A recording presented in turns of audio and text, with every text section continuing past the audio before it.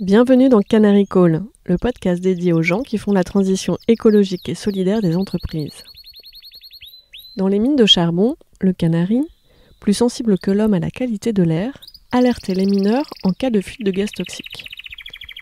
Lorsque le canari s'agitait dans sa cage, cela signifiait que les hommes devaient sortir de la mine en urgence. Je suis Perrine Grua et j'ai créé ce podcast pour amplifier la voix de celles et ceux qui réussissent à conjuguer au présent leurs talents, leurs convictions personnelles, les besoins du monde avec leur métier. Avec Canary Call, mon objectif est aussi de convaincre de miser sur ces canaris qui sonnent l'alerte et agissent juste à temps. Leur engagement est contagieux. En les écoutant, les portes des possibles s'ouvrent et l'envie d'agir nous gagne.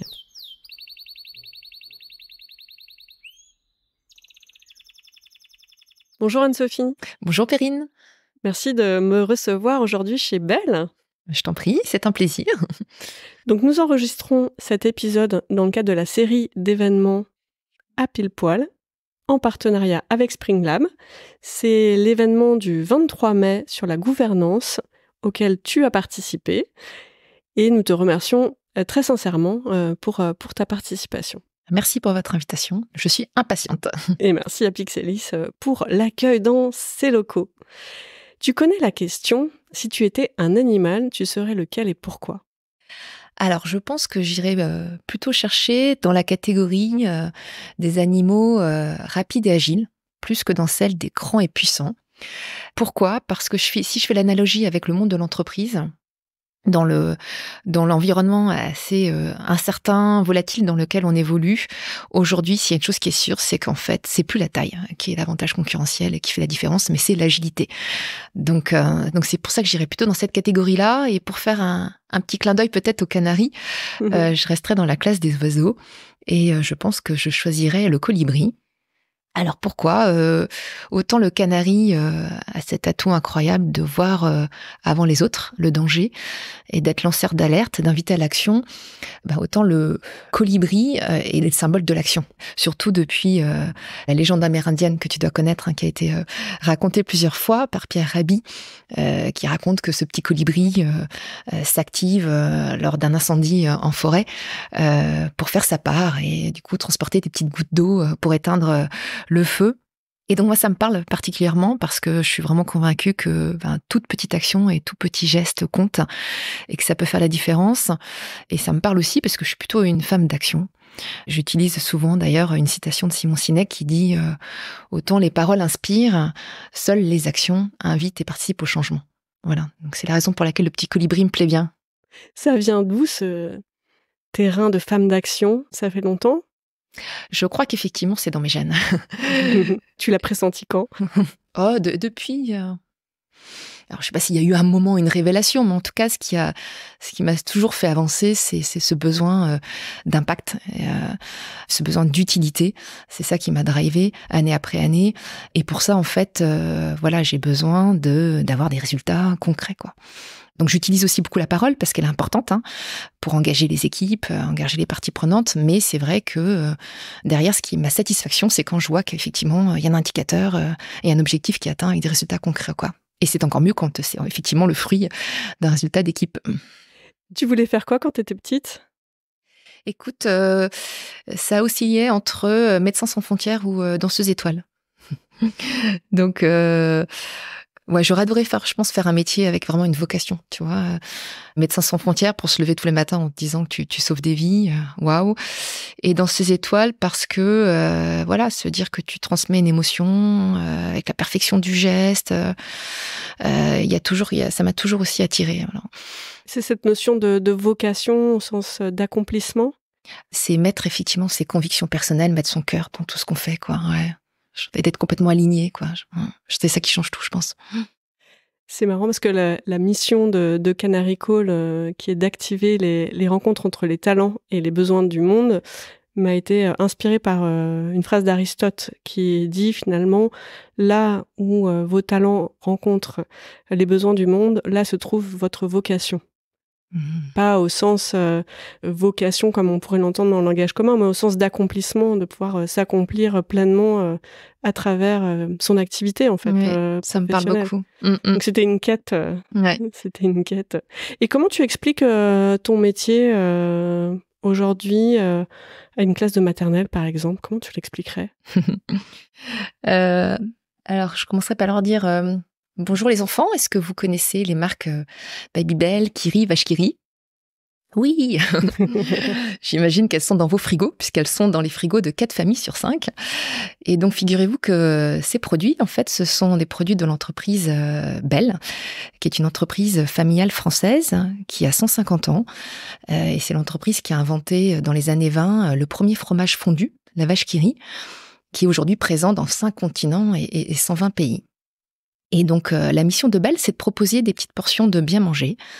Et qu'est-ce que c'est des portions de bien manger? C'est des petites portions qui font du bien, qui vous aident à grandir, parce qu'elles sont plein de bonnes choses. Elles sont aussi délicieuses, elles sont accessibles et elles sont bonnes pour la planète, notamment par le fait d'être en portions et de permettre d'éliminer tout gaspillage. Et donc, dans le groupe Bel, il y a des portions de fromage, avec les marques Kiri, Babybel, Vache qui rit. Il y a aussi des portions avec des fruits, comme Pompot.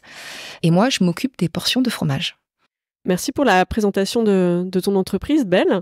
Et comment tu présenterais ton rôle, et notamment ta facette de leader, de manager?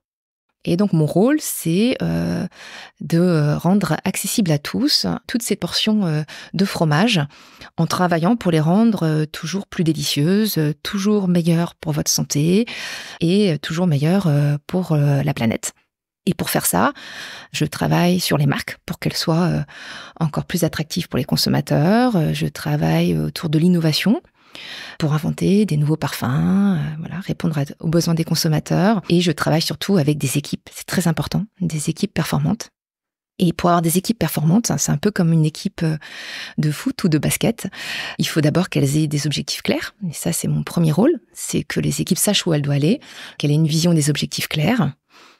Ensuite, dans une équipe, il faut qu'il y ait aussi des talents individuels. Mais plus que des talents individuels, c'est toujours important qu'il y ait une belle complémentarité. J'aime bien dire qu'il faut toujours un Astérix et un Obélix pour du coup créer le collectif. Et puis, il faut que l'équipe, chaque membre de l'équipe soit heureux de venir travailler.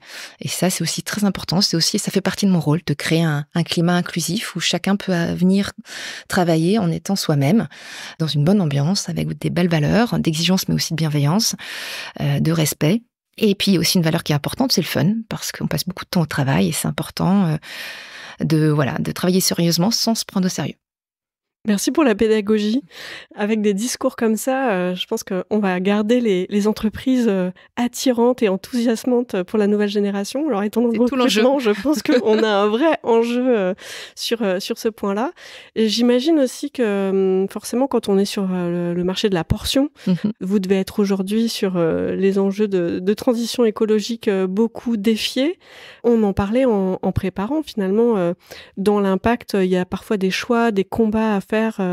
Et tu parlais d'indicateurs et d'objectifs. Comment vous vous positionnez justement par rapport à cette notion aussi de packaging, d'emballage, d'impact sur la portion? Alors, l'emballage, c'est 4% de nos émissions de carbone. Donc, le gros enjeu pour nous, c'est vraiment tout ce qui est amont, c'est l'agriculture. L'agriculture est génératrice et on en parlera peut-être tout à l'heure. Sur l'emballage, on a cette force effectivement d'être en portion, qui est d'abord une force parce que le gaspillage, c'est un énorme défi. C'est 30% des produits aujourd'hui consommés sur la planète sont gaspillés. C'est 6% des émissions totales de carbone de la planète. Et donc la portion a cette vocation première, au-delà de protéger le produit, de garantir une sécurité alimentaire, c'est effectivement de limiter tout gaspillage. En même temps, comme tu le disais très justement, ça nous engage parce que c'est plus de packaging. Et aujourd'hui, on a un programme autour de ce qu'on appelle les 5 R. Voilà, donc on refuse tout packaging qui n'est pas essentiel, on réduit, on réutilise, on réemploie et on recycle. Et donc il y a beaucoup d'actions qui sont faites dans ce sens. On a On a réduit l'aluminium des portions de la vache qui rit, on a enlevé le plastique qui n'était pas indispensable de Boursin. Là, en ce moment, en magasin, arrivent des Babybel avec une édition limitée bleu, blanc, rouge où on teste du papier pour remplacer le plastique, 100% recyclable. On fait partie d'une coalition aussi sur le vrac pour essayer d'aller plus loin aussi et d'enlever tout emballage. Donc, il y a beaucoup d'innovations. C'est compliqué parce que la vocation première, c'est la sécurité alimentaire et de bien veiller à protéger le produit. Mais on a un engagement d'ici 2030 d'avoir 100% de nos packaging recyclables et surtout recyclés parce que c'est ça qui compte. Quand aujourd'hui, on a 80%. Voilà. Donc, toutes les forces vives de l'entreprise sont mobilisées pour atteindre cet objectif. Et on a d'ailleurs le président de Bell, qui est aussi président et très investi de Citeo. Voilà, qui s'occupe de tout ce qui est recyclage des articles ménagers et du papier. Tu es arrivée récemment dans le groupe ? C'est ça, en septembre dernier. Qu'est-ce qui t'a attirée en fait pour rejoindre Bell ? Alors, il y a plusieurs choses. Il y a d'abord un fil rouge au sein de mon parcours. Enfin, il y a plusieurs fils rouges au sein de mon parcours. Le premier, c'est l'agroalimentaire. Moi, ça fait 25 ans que je travaille dans l'alimentaire parce que je trouve qu'en fait, c'est d'une richesse incroyable. L'alimentation, c'est plein de choses à la fois. C'est la culture, c'est le patrimoine, c'est le partage, c'est la santé de la planète, la santé des hommes, c'est lié à la terre. Et c'est le lien, c'est la famille. C'est la famille aussi, tu as raison.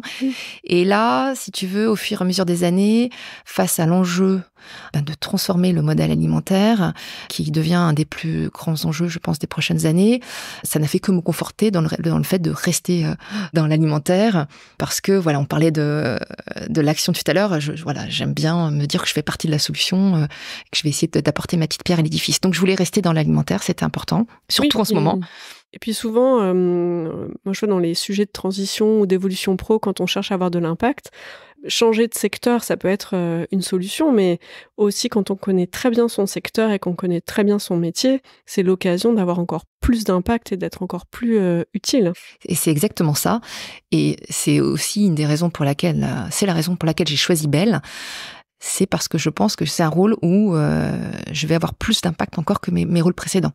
Donc, pourquoi ? D'abord, c'est inhérent à mon rôle, puisque là, en tant que DG, ça me donne plus d'influence, j'ai accès à un plus grand réseau, j'ai un plus grand terrain de jeu.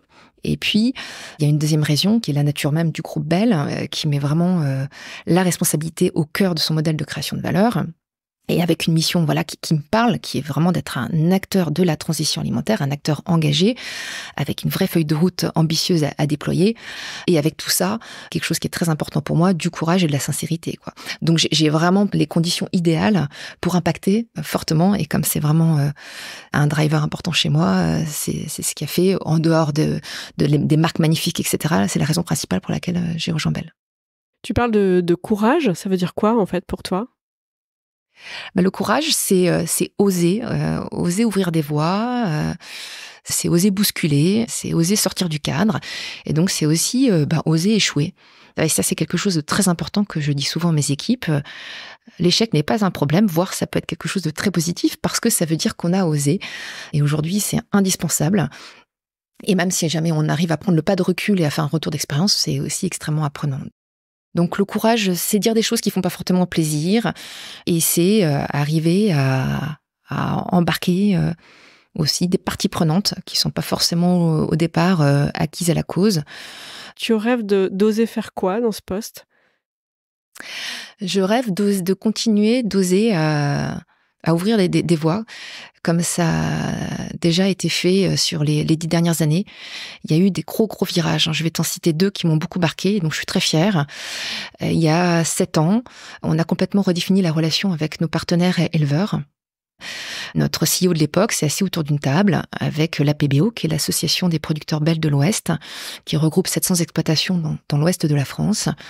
Et à un moment donné où vraiment ils étaient très en difficulté, ils ont décidé de co-construire un partenariat inédit avec différents volets. La co-construction d'un prix qui s'appuie sur des coûts de production, pour qu'ils ne vendent tout simplement pas à perte, avec la visibilité d'un prix garanti à l'année, et puis des primes pour les aider dans leur transition agroécologique. Et donc un modèle extrêmement vertueux qui fait toute la différence aujourd'hui. et qui fait qu'on peut vraiment compter sur ses partenaires éleveurs pour continuer de produire des fromages de qualité. Et ça, donc, ça fait partie des virages très courageux, visionnaires, qui font toute la différence aujourd'hui. Parce que dernièrement, c'était quand même plutôt tendu dans la relation avec le monde agricole, entre les groupes agroalimentaires, les groupes de distribution, le monde agricole. Pour vous, comment ça s'est passé ? Bell démontrait qu'il y avait un autre modèle possible. Voilà. Et que oui, c'était possible d'envisager la relation avec eux de façon différente. C'est pas toujours simple, mais en tout cas, c'est un modèle vertueux qui fait que nous, nos partenaires, là, nous ont été avec nous dans ces moments-là. Donc ça, c'était une première initiative majeure. La deuxième, c'est la décision, il y a quelques années, de piloter l'entreprise à 2 jambes. Donc, c'est-à-dire de penser création de valeur en intégrant à la fois la performance financière et extra-financière.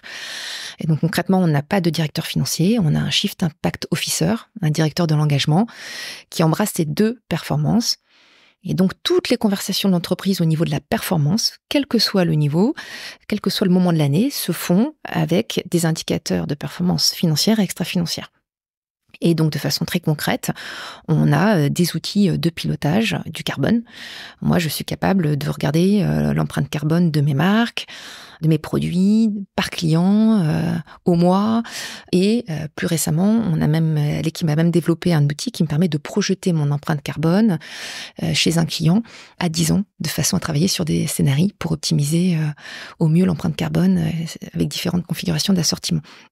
Donc ça, c'est également une initiative très marquante qui change tout, parce que du coup, on n'oppose plus la profitabilité et la responsabilité, elles vont de pair, et c'est ce qu'il y a d'extrêmement vertueux, et ça permet aux équipes aussi de s'approprier cette performance et travailler sur des plans d'action au même titre que la performance financière. Donc voilà ce type d'action que j'aimerais, d'initiative, pour venir à ta question, que je rêverais d'avoir sur les prochaines années. Des marqueurs, des choses qui peuvent vraiment structurantes, qui peuvent tout changer dans les prochaines années. Et ton objectif phare en ce moment ? Mon objectif phare, c'est de continuer cette transformation vers un modèle de croissance à la fois profitable et durable, en déployant cette feuille de route qui est très ambitieuse. Et là, autant je t'ai parlé de l'amont, on a un autre enjeu, puisqu'en fait, quand on est dans l'agroalimentaire, il faut travailler sur l'ensemble de la chaîne de valeur, c'est aussi d'engager l'aval, donc nos clients, distributeurs avec nous, puisqu'on est en fait leur scope 3, donc on est 95% de notre empreinte carbone, on est interdépendant. Et donc ça, c'est aussi un objectif aussi qui est très important pour moi, c'est d'arriver de la même façon qu'on a changé les conversations avec l'amont, je t'en parlais, nos éleveurs, en interne, c'est d'arriver à changer les conversations avec nos distributeurs. Et aujourd'hui, qui sont très très axés sur la performance économique, la rentabilité et le prix le plus bas possible, à essayer de les élever à un niveau où on se parle de feuilles de route communes, de décarbonation et de RSE de façon plus large. Donc il y a des distributeurs avec qui on a commencé à le faire. C'est la 2e année qu'on le renouvelle avec une enseigne. On est en train là aussi d'aller plus loin avec une autre enseigne. C'est très important parce que je crois beaucoup qu'effectivement, pour transformer le modèle alimentaire, on n'y arrivera que si on arrive à tous à unir les forces de l'ensemble des parties prenantes et de jouer à fond la force du collectif. Avec les concurrents aussi, pour des raisons de prix et d'éducation du marché. J'imagine avec les consommateurs finaux aussi. Comment avoir des discussions à travers les marques peut-être directement, parce que quelque part, les marques sont des vecteurs incroyable auprès du grand public. On a toutes et toutes grandi avec la vache qui rit, qui a 100 ans, incroyable. Tu as raison, cette marque a un capital sympathie incroyable, mais c'est pas la seule et tu as tout à fait raison. En fait, nos marques doivent être encore plus activistes et on doit petit à petit faire évoluer les conversations qu'on a avec nos consommateurs, tu as raison, pour donner du sens au prix, leur expliquer ce qu'il y a derrière, de façon effectivement à renforcer le geste citoyen.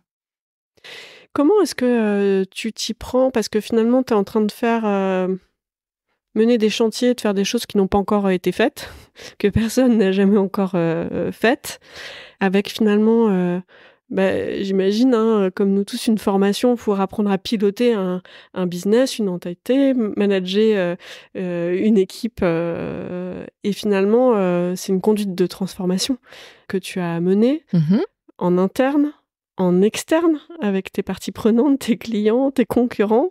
Comment tu t'y prends pour apprendre à faire ça ? C'est assez naturel parce qu'en fait, aujourd'hui, toute gestion de business est dans la transformation. On ne peut être que dans la transformation. Je pense que ça demande d'être encore plus rigoureux sur le focus et les priorités. parce que souvent, c'est pas le même horizon de temps. La transformation est un peu plus moyen-long terme et et peut rentrer en conflit avec la pression de l'ultra court terme, cette fameuse responsabilité, profitabilité dont je parlais. Donc, ça demande de encore plus prioriser, d'encore plus définir les bons indicateurs pour mesurer, simplifier et opérationnaliser. Ça demande de parler encore plus avec ses tripes, avec son cœur, parce qu'il faut un petit supplément d'âme pour engager les équipes, leur demander de faire le petit miles de plus pour transformer. Et ça, je suis convaincue on parlait de leadership de cœur tout à l'heure, avant de démarrer. Voilà, je suis convaincue que sans ce petit supplément d'âme, on n'engage personne. Comment tu fais pour déployer ce supplément d'âme concrètement avec tes équipes peut-être déjà et avec tes parties prenantes? Comment tu fais pour le partager, pour le déployer, pour recevoir le leur? Alors, je suis quelqu'un qui a un leadership que je qualifierais d'authentique.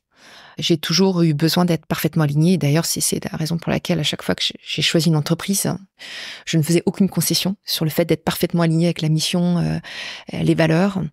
Et donc, ça me permet effectivement de parler vraiment avec le cœur et avec beaucoup de conviction qui sonne vrai et avec beaucoup d'enthousiasme, parce que c'est aussi ce qui me caractérise. J'ai plutôt tendance à voir le verre à moitié plein et à croire en ce que je porte. Et ça, je pense que c'est important, essentiel, à la fois pour l'interne et puis les parties prenantes. Donc, il y a évidemment la tête et du rationnel, des faits, mais pas que. Voilà. Ouais, finalement, tu insistes beaucoup sur l'importance, c'est aussi d'avoir des KPI, une vision claire, des métriques, quelque part, dans le projet.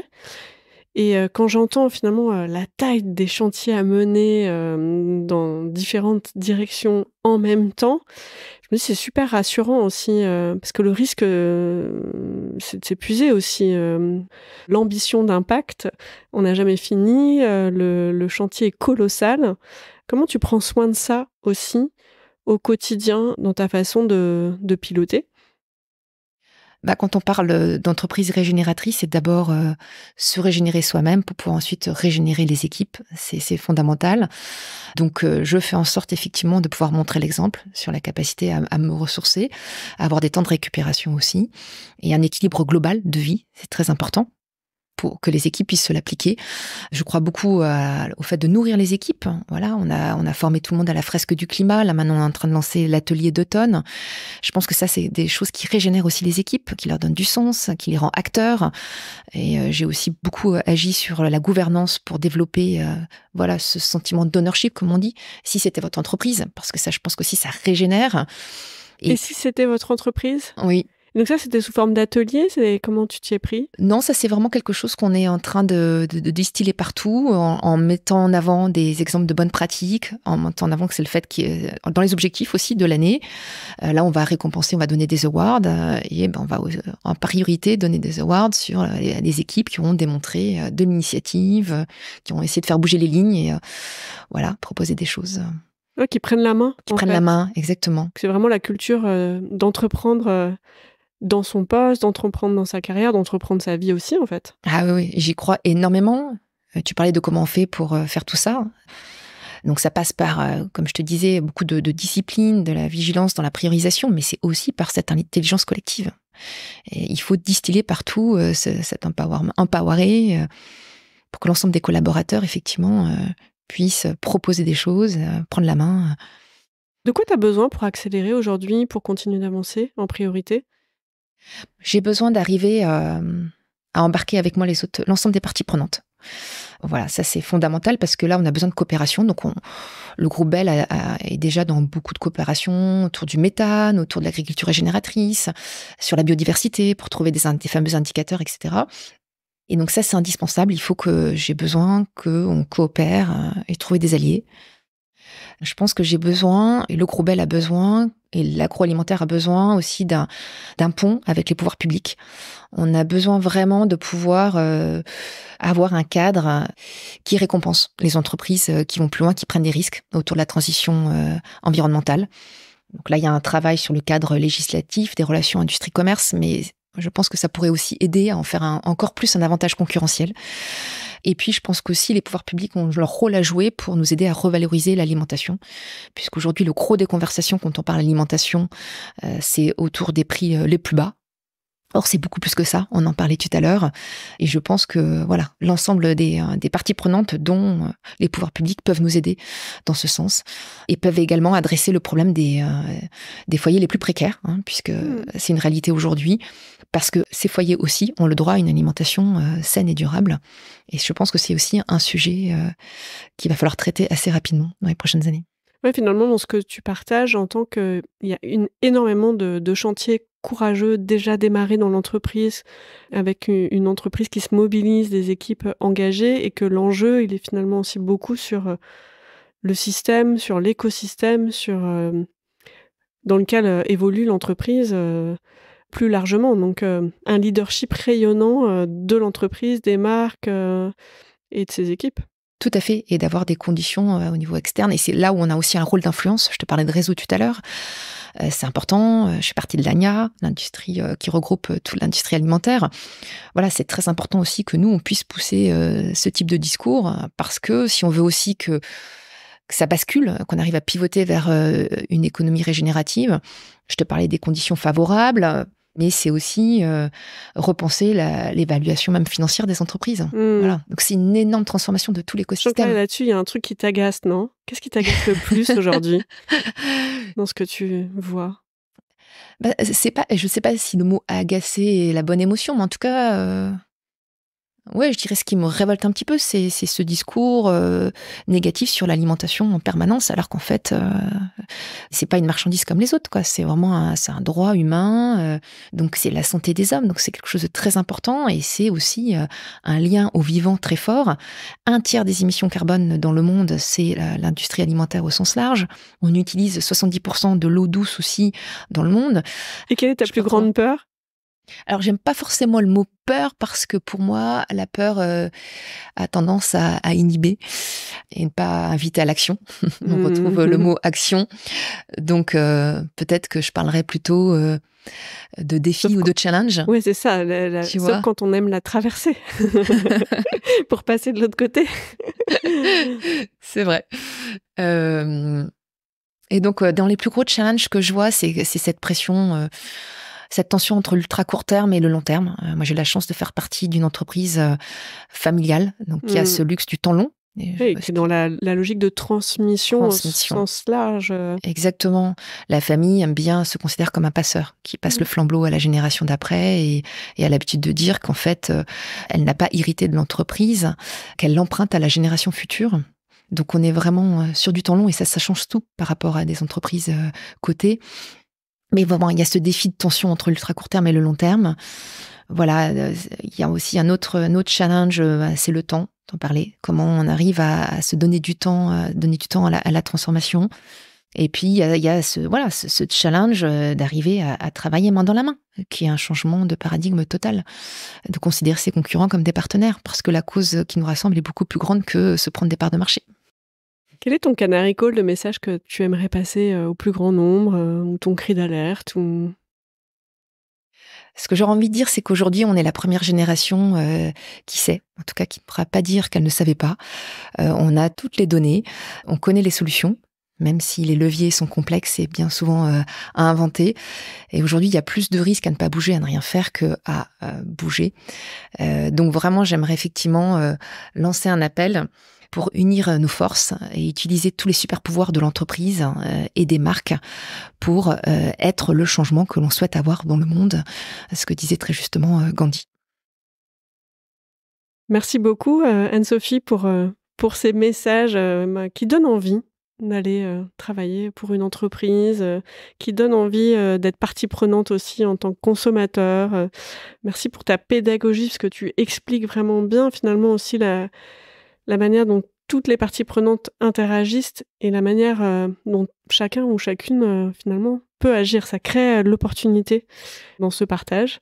Et je vous invite à écouter aussi les 2 autres épisodes, donc avec Nicolas Cartier et Mehdi Berada, qui ont aussi participé à cet événement du 23 mai, en partenariat avec Spring Lab, accueilli chez Pixelis sur le thème de la gouvernance partagée et le leadership du cœur. Merci Anne-Sophie. Merci Perrine. Merci pour votre écoute. Pour être tenu informé de la diffusion des nouveaux épisodes, Je vous invite à vous abonner au podcast sur la plateforme de votre choix et à suivre les comptes de Canary Call sur les réseaux LinkedIn, Twitter, Instagram, YouTube et Facebook. Pour amplifier la voix de mes invités, n'hésitez pas à commenter, partager ou même offrir vos étoiles.